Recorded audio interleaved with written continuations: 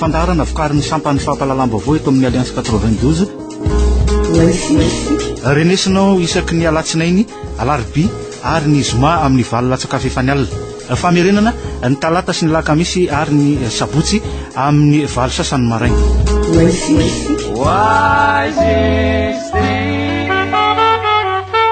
Zoma fahatelo amby roapolo ny volana Aogositra eto amin'ny fandarana isika amin'izao ariva izao miarahaba atsika mpiaino sy mpanaraka izany fandarana izany arabananko ny Italia ny famoahana ny gazety eo nivon'ny groupe Ultima Media miarabanao Frank Ramason. Miarabanao Sinezy ary miaraba koa zany amin'ireo mpiainontsika amin'izao arivan'ny zoma zao. Raha ny tokony ho izy tokony tamin'ity telo amby roapolo Aogositra ty ihany koa zany ny fifidianana filoham-pirenena raha ilay volavolakevitra tany amin'ny gouvernemanta nentin'ny ministry tany Florent Rakotaso tamin'ny fotoanandrony amin'izao fotoan'izao efa nivoaka ny datim-pifidianana Frank Ramason 20 Oktobra ny fiodinana voalohany fiodinana faharoa 20 Desambra any amin'ny fotoam-pahavaratra andro zoma ihany koa ny silamo matetika ao anatin'ny fotoam-pivavahan'ireo andro ohatrohatr'izay ny tranga amin'izao amin'izao fotoan'izao Frank Ramason ny fijerinao an'io calendrier mpifidianana voalohany indrindra aloha zany dia hitanao fa hoy ianao androan'ny 13 Aogositra no daty no nomen'ny ministère-ny ady tany so zany atao amin'ilay hoe anaovana le fifidianana présidentielle.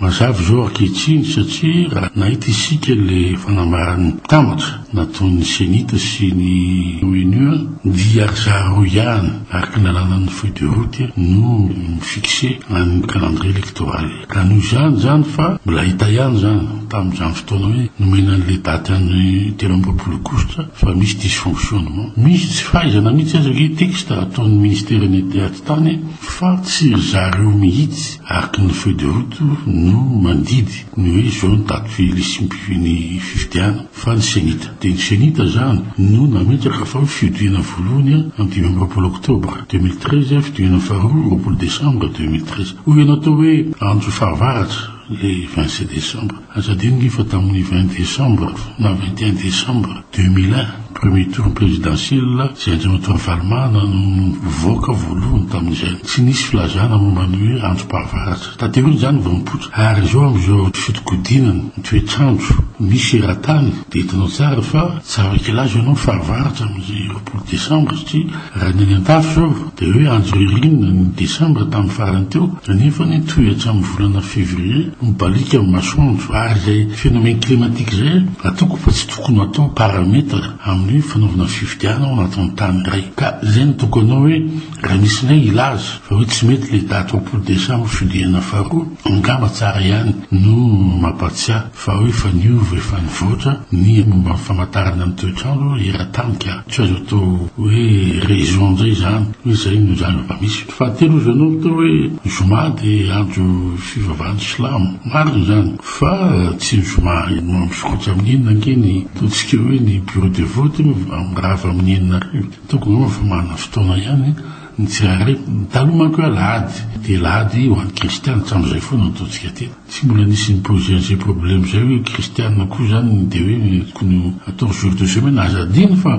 ny premier ministre Teoloha Guerra Zanamasina no sana nova hoe tsy andro alahady tsony no anaovana ny fifidiana fa andro ray ao anatin'ny semaine zany satria zay ngamba le idina amin'le azona le taux de participation ny tapavitrina ilaina mba hoe ho légitime ny fifidiana ray. Fa ny mampisalasala ny maro zao Frank Ramason dia ny amin'ny hoe efa intelo niemotra zany le fifidianana ka iza no afaka manome antoka fa ho tanteraka amin'ireo daty voalaza teo ireo fifidianana filoham-pirenena. Ny tamin'ny voalohany moa dia resaka tokony ngamba hoe teknika miaina ngamba le hoe aimora. Ny faharoa dia resaka politika le resaka CES ary ngamba mitindra ny torakity zany dia tsy toetra tsony le resaka politika sy teknika satria efa samy vonina daholo na ny ONU miaraka amin'ny senita ao anaty feuille de route sy ny fanjakana eo amin'ny lafiny teknika. Eo lafiny politika moa zany dia efa vita tamin'le hoe fametrahana ireo candidat zay lanin'ny CES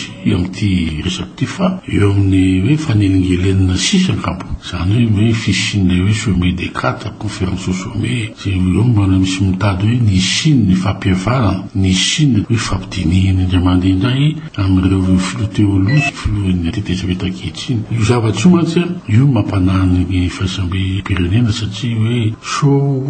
zavatsy hafa ndray hipotra ka aloha ajanona mihitsy aloha io initiative ataon'ny FFKM. Nisy fompanao politika zay asi mouvance zay tsy lany ny candidat tamin'io manatena n'le FFKM kanefa nataoko ngama fa enti zany nany velany na eto toerana hoe raha zany natao fisakatsakana nisy ny sommet des 4 dia tokony ampiarana koa zany sazy amin'ireo zay tady anao an'izay hoe conférence zay. Fa mifanohy amin'izay voalazan'olo teo zay ihany nisy le fanambarana entitra nataon'ny vondrona afrikanina mahakasika an'izay hoe fahavononan'izy ireo ampiatrany sazo an'izay manakatsakana na manelingelina le fifidianana ny sovidalana nefa Franck Marchon mamela malalaka ny amin'ny fahalalahana maneho hevitra na fidinana an-dalambe na koa ny demokrasia. Ahoana fijerinao an'izay? Eny raha ny tenao zany misy mifandaka ihany le hevitra amin'izay fa le fisakatsakana resahany amin'izay dia ny hoe fanaovana sabotage le fidinan-dalambe ngama aloha ataoko fa tsy hoe dia fisakatsakana loatra zay fa perturbe an'le processus électoral no tsy tian'ny comité international manelingelina zany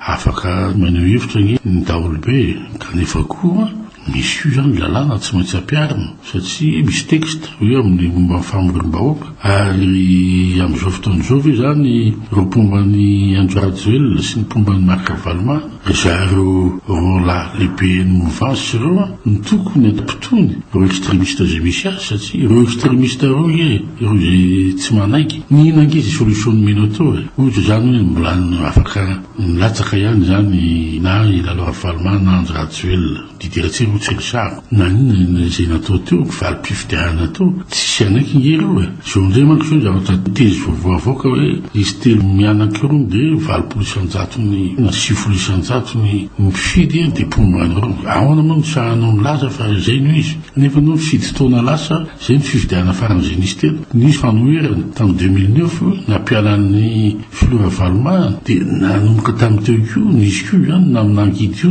efa taona zao ndimo Andrew Rajoelina lasaka katerena ny firma malagasy ary teo koa zany nanadino n'Andremo Marc Valma didiratsika koa tsy resahatsika satria niazy efa tamin'ny 96 no lany farany izy ka zay nataoko anao hoe tsy critère mihitsy filazana zao sy zay le ataoko anao hoe mandiso ny vahoaka malagasy satria raha ohatra anao zao mifolo taona tamin'ny 2006 zao no fa sy mifolo taona ary firy zany ro olona zay afaka mifidy amin'izao fotoan'izao mahalala Andriamanito Marc Valma na vero mahalala Andriamanito Didiratsiraka vero ary ko hoe niaina izy tao anatin'ny fantrano zay nisy n'Andriamanito Andrew Rajoelina zay ny tsinoko hoe olombavao ny ilainao olona zany hoe manana maizy azy ary zay ny mahatsara le fifidianana amin'izao fotoan'izao satria rehefa ohatra zany tsangakevitra no atao fa tsy sangan'olona no hoe satria Marc Valma anao zany dia rehefa tsisy dia hoe tsisy ny sasany satria rehefa tsy Andrew Rajoelina tsangakevitra nadavin'ny vahoaka olona mahana programma mahana maizy azy ary olona afaka mamerina Madagasikara ao anatin'ny fiainana iraisam-pirenena ary mitondra ny fampandosoana ilain'ny malagasy zay ny tadavitsika zao fa tsy olona hoe ampisara-pazana ary zay nataoko aminao hoe ny candidat zay miseho hoe manavitra Madagasikara zay zao ny misy olona ray ihany ngamba zao ny mbola hitanay raha ohatra anatin'ny zay fanaovana zay propagande zay aloha hatramin'izao dia Andriamanito vice premier ministre aloha Andriamanito Njarafelo dia vitao zay ny sasany hoe mana programma hoe afaka mifaninana aminy tokoa amin'izay lafin'izay fa le fanaovana sotasota kosa aloha tsy ekena amin'le hoe zay candidat zay misy nizanizy izy fa manakevitra izy dia aloha ny vahoaka ny tsara ny zava-misy. Ny zavatra iseho amin'ny faraparan'ny herinandro amin'ny herinandro ambony Franck Marchon dia tokony ho fametraha-pialana ireo minisitra efatra ao anivon'ny gouvernemanta izy zany zao no andimpotoerana azy ireo satria candidat izy ireo hiatrika ny fifidianana filoam-pirenena ary ministère zany goavina daholo zay ministère zany tokony hoe dimbiasan'olo-kafa Andriamanito Belgique aloha dia natao nilaza fa tsy laina soloana le ministre fa ny secrétaire général manao intérim ary amin'izay ngamba aloha anatin'izay fepotona hoe rovolana hoe isy ny fifidianana fidiodina voalohany ka hatrany amin'ny décembre ngamba dia ny secrétaire général no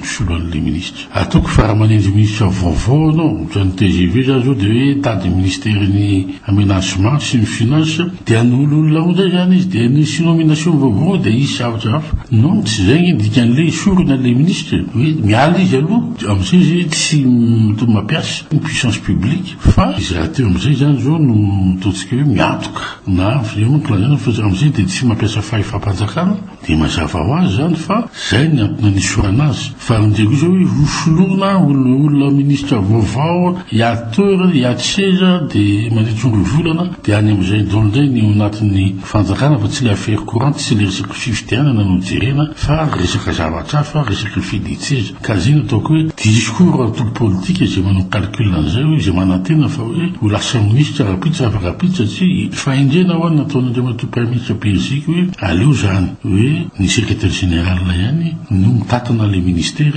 mahandrapahatonga ny mahavofidy ny filovaovao. Isorananao teto mifandaranao isika tamin'izao androany zao Frank Lamarson. Misaotra anao sineza misaotra koa zany any européenne naharitra nino atsika androany. Mandrapitafa amin'ny fotoana atsika manaraka indray ary tompoko lasy e tompoko vavy.